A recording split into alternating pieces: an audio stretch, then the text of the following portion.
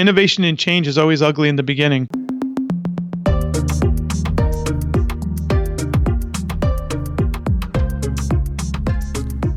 I'd like to welcome Chris Krimitsos to the Productivityist podcast. Chris, thanks for joining me today. Mike, thank you for pronouncing my last name correctly. That's probably the first podcaster ever in history, I think. I'm very attuned to that because I'll either get, well, first off, productivityist is hard to say. A lot of people, it's a hard one. But also I'll get, because of my last name being Vardy, my first name being Mike, I get a lot of, let's talk to Mark Vardy. And I'm like, okay, I get it, but Mike is the name. So I can totally appreciate it. It's funny, as we were starting off this conversation, we kind of started the interview a little bit ugly. Skype was not playing nice with us, so it was a bit of an ugly get going, and it's actually fitting, considering the book we're going to talk about is your book, Start Ugly, A Timeless Tale About Innovation and Change. Maybe Skype, the people at Microsoft, should be looking at this and seeing how they can maybe finish a lot neater. You know what I mean? I 100% agree. So tell me, we had a chance to meet briefly at it would have been at Traffic and Conversion, and then I think you were stuck around for Social Media Marketing World. This is back. We're talking back in I want to say 2017, or was it 2018? It was a couple years ago that we had a chance to meet. Yeah. We were hanging out outside the halls and comparing notes. Yes, and when I saw this book come up in my feed, and we've kind of kept tabs on each other through the usual social channels, I thought this is fascinating because we often hear about starting strong. That's the kind of thing people like. The starting of things are very strong. Everyone's kind of, they've got their plans in place. Sure, we hear the term "start before you're ready" and all that stuff, but I've never heard someone like not only use the term "start ugly," but actually like saying, hey, this is how I started, and this is a good way to start. So can we dig into the whole premise of Start Ugly and why it's been such a powerful thing for you? So just to give you a background and not to go all the way back, I've done 2,000 events for entrepreneurs and creatives. So we try all kinds of different methodologies to really get the point home. And I was really frustrated one day. This was a few years back. And out of frustration, I just told the audience to start ugly. And it was almost as if I cursed at them. I don't know if that makes sense, yep. Where you're just so frustrated that you start ugly. And I almost felt guilty as I said it. And then people said, can you tell us more about that? As if it was a concept. And it was a concept. And I said, well, the way you're going to start is never going to be as perfect as where it's going to end up. So it's always going to be an ugly start. You just got to embrace it and do a minimal amount of research to get started. And it kind of became a thing for me, and it started moving the needle. So this wasn't something that I just like cooked up. I've tested it over the last few years, and I have had more transformational impact with those two words than anything else. And I'm someone that has taught Lean Six Sigma, Kaizen, all these different methodologies that I know of. But for the everyday person, something about the word Start Ugly allow them to break through the noise of perfectionism and fear and actually get started. So the book title resonates with a lot of people. The story inside the book is actually a short fictional story that conveys that message. Yeah, I want to get to that because I've talked to people. There's the 1 Minute Manager, there's the Go Giver, Josh Kaufman, who's been on the show, as How to Fight a Hydra. Why did you decide to take the kind of the tack of writing it as a parable of sorts? Well, two things. I don't like telling people how to do something. So like everybody has a different process, but there are some fundamental truths in this world, and starting ugly is a fundamental truth. So you, Mike Vardy, started ugly when you first started your podcast. It is not as polished as it is now, but you perfected along the way. So it's kind of a fundamental truth to life. Your start is always going to be ugly when you compare it to where you wind up, 6 months to a year later. So I like that part, but I didn't want to tell people how to do it, because I think that's very personal, and they listen to podcasts like this to learn what might work for them, what works for you.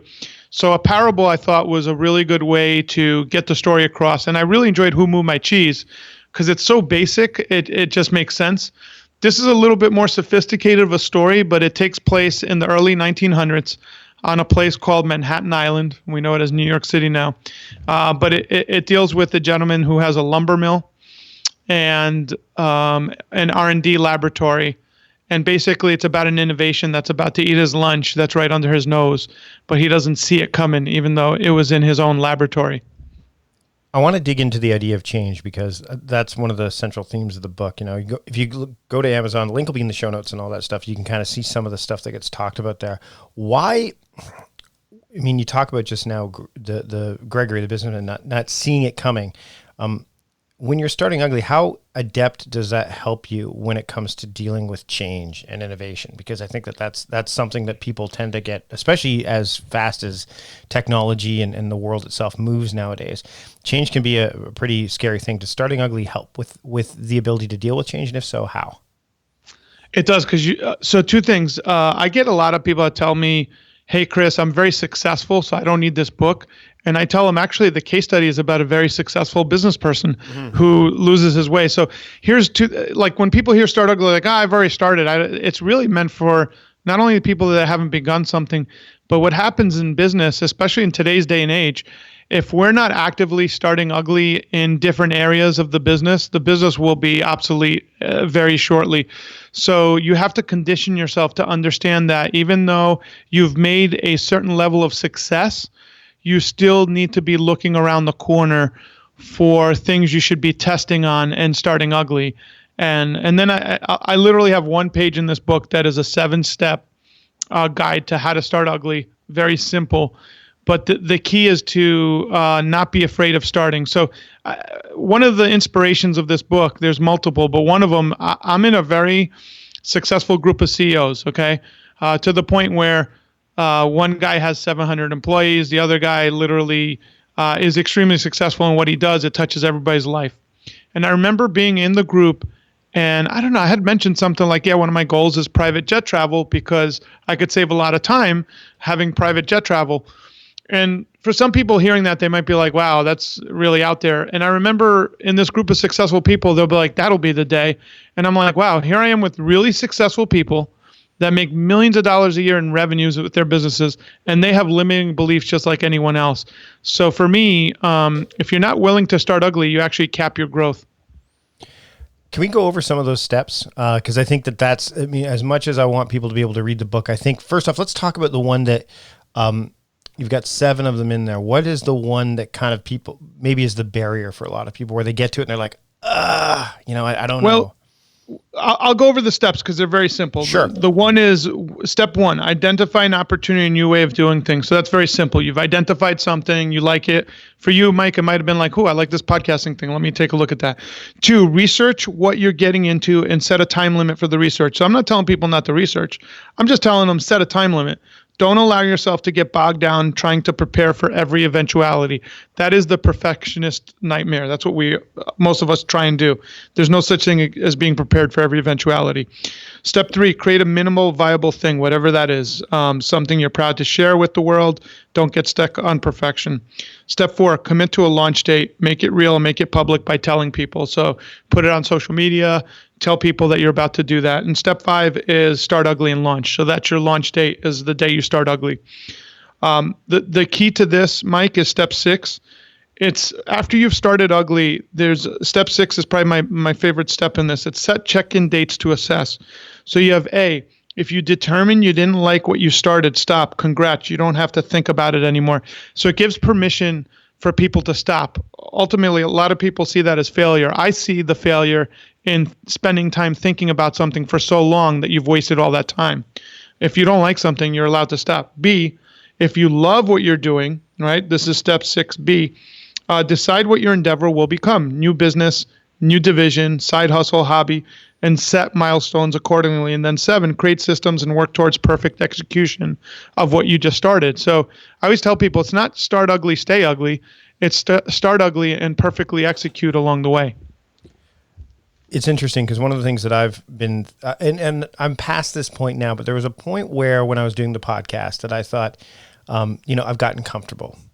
And I think comfort can lead to complacency. And I felt that I had to do something to kind of mix it up a bit.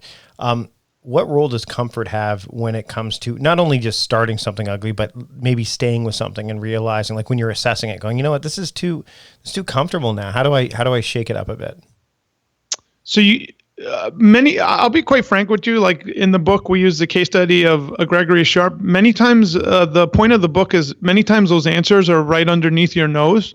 You just are not giving them any credence. So by thinking about starting ugly, the answers will appear because you're asking superior questions of like, hey, what do I need to start ugly? What is an area that I've been avoiding growing in that I need to look at? And then let's say if you're a business owner, if you're happy where you're at, that's great. All I would say to you is if you want to maintain, pay attention to the marketplace because we're living in a world that's changing faster than it ever has. So have good timing that if you're not willing to change, just be willing to sell before the market and the behaviors change, because if you don't change with it, you won't have much left, really. We're moving that fast moving forward in the next few years, especially with quantum computing on the horizon. What about the people who are listening to this right now and they're going, this all sounds well and good, but it sounds a lot like you're kind of forging a path that you have no idea what's going down, and there's a lot of risk involved. What do you say to those people? Well, in this, it has a step, and the step says, prepare, do your research and prepare. So you want to minimize your risk, but you also want to start ugly. I'll be quite honest with you, Mike, most times we waste time on really silly things that don't have a lot of risk, but in our mind, we think they do. And we're much better off getting started. So if, for instance, you're doing a tech startup and it requires a lot of money, figure out where you're comfortable minimizing the risk, and then move forward. Otherwise, that idea might not be one that's suitable to you if the risk is too high. Then find out.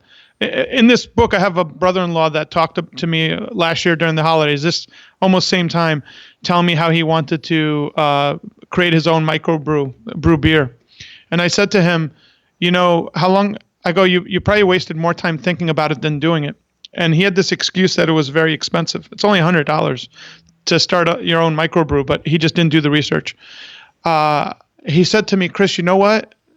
You're right. I go, in what way? He goes, I've been thinking about brewing my own beer for 8 years. So sometimes it's just these little things that you've been thinking about that you probably could have done. You're just giving yourself different excuses, telling yourself why you're not doing them. That actually leads nicely into my next question. I mean, you've got a family, you've got, there's that personal component that comes into it that can kind of throw us for a loop when we're thinking about starting something ugly or starting something in general, something that you're like, hey, there is some risk here. I've done my research. How have you, and I'm going to bring it to you rather than taken that into account when you've been putting together your ventures? Because I mean, that's got to play a part in it somehow. So I just make sure that I have enough money to take care of my family, put into our investments that'll take care, because we're entrepreneurs. So we have to, like, put it this way, the money that we put away monthly for our different policies that'll take care of me and my family are sacred. Like, they don't get touched. So I will then allocate anything and above and beyond that my businesses generate towards a start ugly endeavor. So recently with Podfest, we started Indie Podcast News, which is a division to create news for the industry for independents. I was able to allocate a budget towards that to hire someone to be the editor-in-chief of that. So that's a side project. That's a start ugly. I'll give it a year of runway to see where it goes. To be quite honest with you, if you go to the website, it looks beautiful, but we don't even have about us page, a contact page up. We don't have events. Like, all that will come later, but we do have the core, which is really well-written articles with a really nice visual. And I will then build around it from now till, going into next year. Let's talk about Podfest a bit. We'll shift gears a little bit. When you think about Podfest, has been around for how long now? 6 years. Okay. So there's podcasting has become a more powerful and more known medium over the years. I mean, especially since you started. What do you see in terms of, and since we're on a podcast, we might as well talk about this, the idea of there's a lot more events, both small and big. There's Podcast Movement, there's several others. What do you think, what do you see coming down the line in terms of podcasting? How does that medium look to you? Because we've seen, Adam Curry was a guy who, back when I'm using my Rodecaster Pro right now, and I remember the Kickstarter campaign or Indiegogo campaign from years ago that was going to do something, obviously not quite as robust as what Rode did, but that idea was there. So there's probably been a lot of kernels of ideas that haven't come to light yet, or life yet rather, when it comes to the podcasting industry. What are you seeing as somebody who's built an event and is on kind of that track? What do you see coming down the line? So you're going to see a lot of niches growing into their own subcultures. So, for instance, for Podfest, we're growing with the audience. So instead of being a general conference, we're actually hosting a lot of niche conferences at Podfest. Sports PodCon for the sports podcaster and esports person. We're featuring, podcast editor con for the editors, as well as audio drama con. So in the world of audio, if we're to look into the future, virtual intelligence, artificial intelligence, whatever you want to call it, is going to play a huge thing in that we're going to be talking to our devices more. We're listening more than ever. So you see like Audible now, I think it has overtaken actually reading physical books. People are listening. So the audio habits of all of us are developing and increasing, and our appetite is increasing. So I know a lot of us, like you've been in the game for a while, so have I. We almost think that, oh my God, how much can it get? I think we're still at the beginning of the curve. You're going to see a lot more people because people are still listening to radio, which is an outdated modality if you think about the robustness of on-demand audio whenever you want it, how you want it. So until the general population shifts, what we'll see is the money is shifting over the next 2 to 3 years. Podcasting revenue will hit $1 billion, probably by the end of 2021. As that happens, it'll over the next 2-3 years after that, it's going to seesaw. And then I would just say pay attention to artificial intelligence things like Alexa, Google Mini. They're getting a lot smarter, a lot quicker, and they're serving up a lot of information. And you're just going to see a lot more. What we see now is probably only going to be 10% of what will exist in the next 4 to 5 years. Meal planning is important because it prevents us from being a disappointed wreck when dinner time comes around and we have no clue what to make, or even if we have the ingredients to make the meal. It's a time and a money saver, but most importantly, it frees up valuable brain space. Creating a meal plan prepares us for the week to come and gives us peace of mind that we're organized and can feed ourselves and our family. That's why I do it, and that's why Plan to Eat helps me do it. Your subscription includes access to the Plan to Eat website and fully featured mobile apps on iOS and Android. And Plan to Eat gives you the tools to clip and organize recipes from any website, the ones your family loves and that fit your dietary preferences and needs. And you can create a meal plan around your schedule. Then what happens is the Plan to Eat software automatically creates an organized shopping list based on your plan. So sign up for your free trial at plantoeat.com/timecrafting. That's plantoeat.com/timecrafting. The coupon will be automatically applied to your account and can be used when you're ready to subscribe. It's valid for new customers only. Give Plan to Eat a try today. Okay, we're going to take a break from the conversation for a moment, but when we come back, I'm going to ask Chris how he's able to handle writing the book that he wrote and everything else that he's got going on in his busy life. We're going to talk about also some of the biases that he's come across and realized that some of those biases have been helped by this book, and also the importance of being nimble and what Chris thinks about that phrase. But I want to talk about how you can become more nimble with your career, and you can do that through the UCI Division of Continuing Education. The UCI Division of Continuing Education has courses and certifications in a wide range of categories. There are online courses that are taught by expert instructors, so you don't even need to be in Orange County, and they have industry experience as well. You know, continuing education is a great way to stay abreast of developments and best practices in your field. There are those certificate programs that the UCI Division of Continuing Education offers that give you best practices and teach the most relevant practical skills, which is what you're going to need to level up and be nimble. There are certificate programs and specialized studies programs available, and they offer an in-depth body of knowledge to ensure you gain mastery of a particular topic. Specialized studies feature shorter, more concentrated curricula for those that are short on time, and both are distinctive achievements that can help prepare you for a career advancement or transition. In fact, you can advance your career in as little as 6 months. Now, spring registration is open. So you need to go to ce.uci.edu/productivityist and then enter the promo code timecrafting to get 15% off of one course. Now, the discount is available for almost all of the certificate programs. The exceptions only include coding boot camps, international programs, teacher credentialing programs, and test prep scores. But that 15% discount applies to everything else. So go to ce.uci.edu/productivityist and enter the promo code timecrafting to get 15% off of one course. Now, this offer is valid until July 31st, 2020 at 11:59 p.m. So take action now. Register for your discounted program today. It's time for a little bit of shameless self-promotion here, and it's my call to you to subscribe to the podcast if you're not already a subscriber. We have a ton of great guests coming down the pipeline. We've got Michael Hyatt coming up. We've got John Saratsky coming up. Courtney Carver coming up. I have shows planned all the way until summer 2020. And most of those interviews have already been recorded. So I know what's coming up, and I would love for you to be part of it. Subscribe to the podcast in Apple Podcasts, Spotify, iHeartRadio, Stitcher, Google Podcasts, wherever you are listening to this program. I'd love to take you on this adventure with me. This podcast has been going on for a number of years, and it's going to keep going strong. I'd love for you to be part of that journey.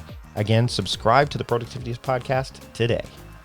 Before we get back to the conversation, I want to share with you my Productivityist podcast pick of the week, and it's The Good Life Project by Jonathan Fields. Now, I have the pleasure of meeting Jonathan on a few occasions at several conferences, and what I love about this program is, I mean, there's a lot of podcasts out there that are in personal development and business and all that stuff. And Jonathan's podcast is just different. He's a really good interviewer. I love his voice. I love how thoughtful and intentional he is. In fact, he gave a talk at, I want to say it was at World Domination Summit about meta attention. I really need to get him on this program, actually, because I'd love to talk to him about that. But who he's talked to are people like Ben Folds, who's one of my favorite musicians. Fun fact, I was a member of the Ben Folds fan club and got to go see him at the Paramount with tickets that were really close to the stage. And I've seen him another time in Toronto, where the reggae artist Snow, of all things, came up and performed Informer with him. So Thomas Sadowski, who is on the program Life in Pieces, but also part of the Newsroom, which was the show that was the Aaron Sorkin show. Other ones like Austin Kleon, who's been on this program, Liz Fair. He's just got a really great variety of guests that you might not expect. And they're all living the good life. The idea of inspirational, intimate, and disarmingly unfiltered conversations is what the Good Life Project is all about. And I encourage you to give it a listen. It's my Productivityist podcast pick of the week. Now let's get back to my conversation with Chris Krimitsos here on the Productivityist podcast. I want to talk now about, I want to shift back a little bit towards the book, but more about you and the practice of I mean, you've got a lot going on, and putting this book together, it's a parable. So it's a story, right? With obviously lessons inside of it. And you've got a busy family life. So I'm looking at all these things together and going, how in the world did you make time to do all of that? Like, how do you, with all of the ventures you've got going, what does that, like, how are you able to kind of handle all of those things? So one of my strong suits in business is knowing my weaknesses and knowing my strengths. My strengths are being with people and brokering synergies. Some people would call it deal making or figuring out the win-win. So that's my strength, and I help a lot of people. So anyone that contacts me, I will take the call. I don't care what it is. I don't take sales calls anymore because a lot of people call trying to sell you stuff 24/7. But if people need help, right, I'll take the call. Even if it's something that I charge for, I'll give them 20 to 30 minutes of my time. I'll direct them to where they could get help. Now, what does that mean? Because I focus on my strengths, I have a lot of team players that I've helped through my strengths that then help me on my weaknesses. So operationally, I have Allie, who is my head of operations. She puts in systems because that is not one of my strong suits. My wife, who you've met, she runs and lives in systems. So she'll allocate a little bit of extra time, not a lot, but to help kind of smooth me out when I need to be organized. So I have team members that take care of everything. And I used to have a heavy employee base. What I do now is I use mostly contractors. Right. But I've known these contractors for years. The reason why that's really good is it's very efficient. And if a contractor doesn't work, it's very easy to replace that contractor for another. So that helps me in the speed of implementation. So those are kind of how I roll. So with the book, the team I had for the book was very simple. I had a friend who's a publisher, and I got stuck like everybody else. I was like, I don't know what I'm going to do. He said to me, you focus on the why, I'll focus on the how. And what he did, and I recommend anyone, if you have anyone that could fill this gap, he said, when you're ready to publish, you're going to send me the manuscript and I'm going to walk you step by step. All you have to do is follow the step that's in front of you. And we were able to get it done very quickly with that methodology. I did pay him, and it was well worth every penny. His name is Gabe Aloisi with the Private Club Agency, and he has a publishing arm. So that was well worth the money. Writing the book only took me 2 hours. I visualized it, and then I wrote it. So I'm a visual learner. So I visualized what these characters would say to each other, and then I wrote it down. But we did do 20 drafts. So that's where most of the process was, in the revision and editing process. You talked about, help. And this is something that I think a lot of people struggle with, is either figuring out where to ask for help, how to ask for help, what to get help with. And the one thing you brought up is contractors. And I'm as someone who worked for Costco for years, one of the business kind of mottos for Costco was to be nimble. And this leads back to the book too. How important is being nimble to you? And what lessons can people, where should people be looking at embracing being nimble, especially in these agents era of rapid change?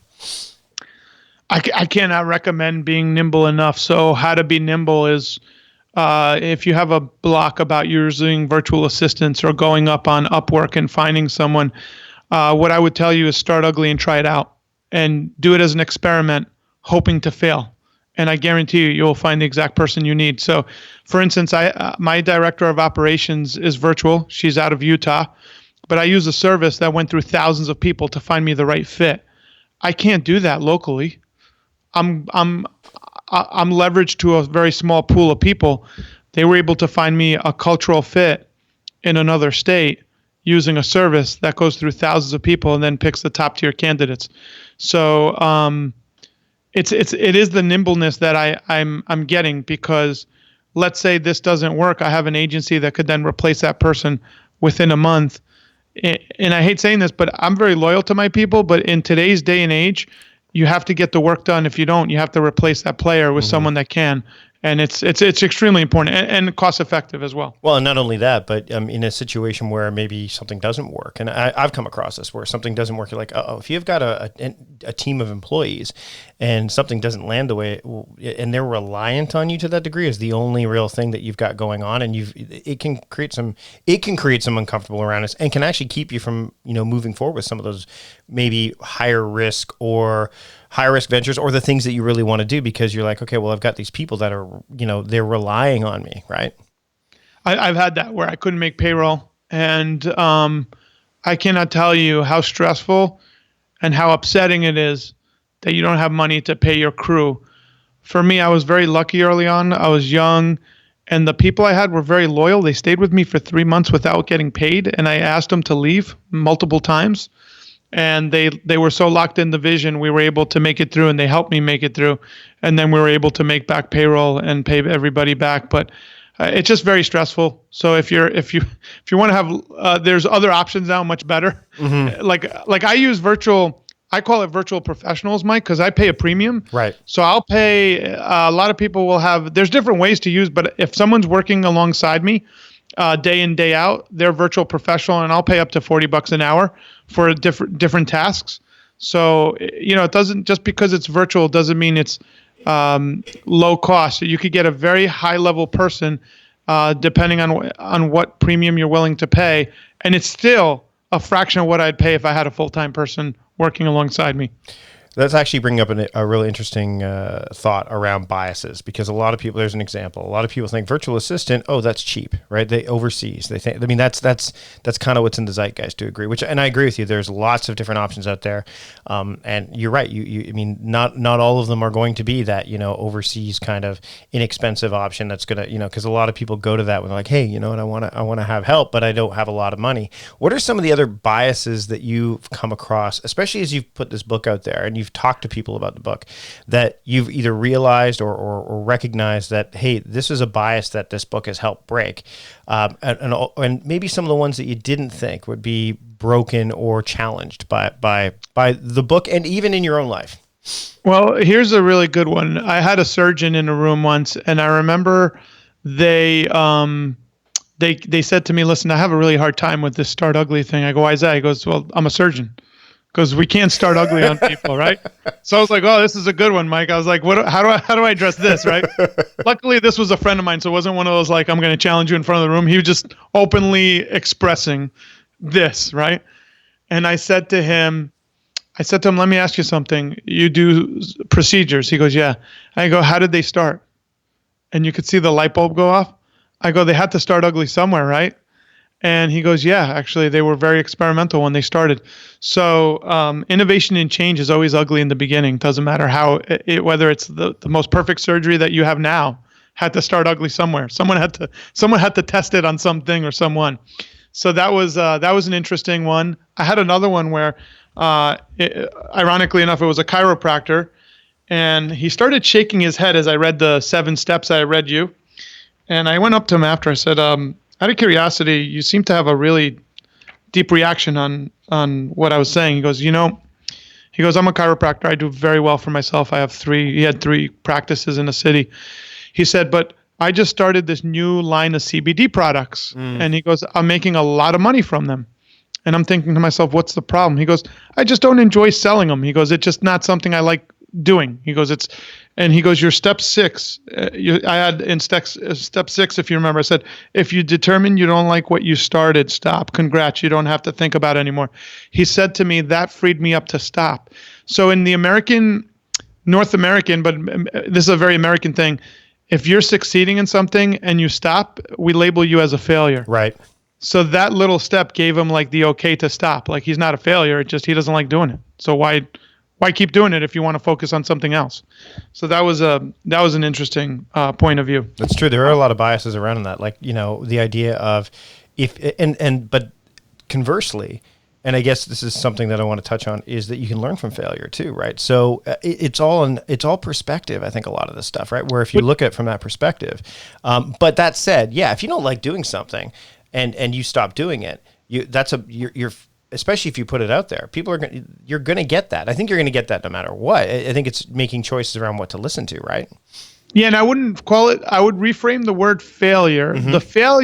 The true failure is thinking about something and wasting so much energy and time and never doing anything about it. So I'll give you an example. Sure. I like birds. We actually have 2 or 3 birds, like parrots, birds. Mm-hmm. Like I have encyclopedias about birds. And I thought at one point I wanted to breed birds. I went down that rabbit hole and I decided that's not what my life, it's not my highest and best use. I know it sounds funny, right? But it's true. It was like, so I didn't fail. I went to the bird shows. I was like, okay, well, that's not what I want to do. I'd rather have a sanctuary and then maybe have 1 or 2 as a hobby, right? Right. So I was able to reclassify something that was, I would say, somewhat of an obsession for me.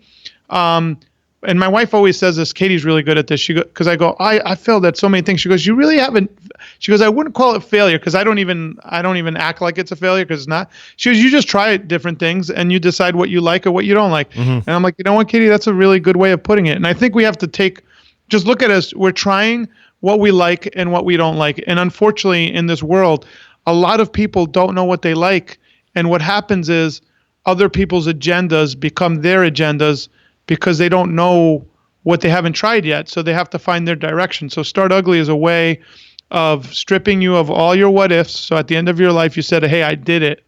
And I learned what I like and what I didn't like. And it's a very simple philosophy, but it's very fundamental to a well-lived life. Chris, this has been a great conversation. I want to thank you for taking the time today. Where can people keep up with you and your work, and also get a copy of this book? So for the book, it's on Amazon, juststartugly.com. For me, if you go to chriskrimitsos.com, and even if you don't spell it right, I'm sure Google will find my website for you. It shows you everything that I'm up to. So my core, I've had to ask myself, what do I do in life? My core is to amplify and help other people be the best versions of themselves through their creative endeavors. So I do that through Podfest, through my book, and through anything that I put out there. So that's really my mission in life. Chris, thanks again for joining me on the Productivityist podcast. Thanks, Mike. This was awesome.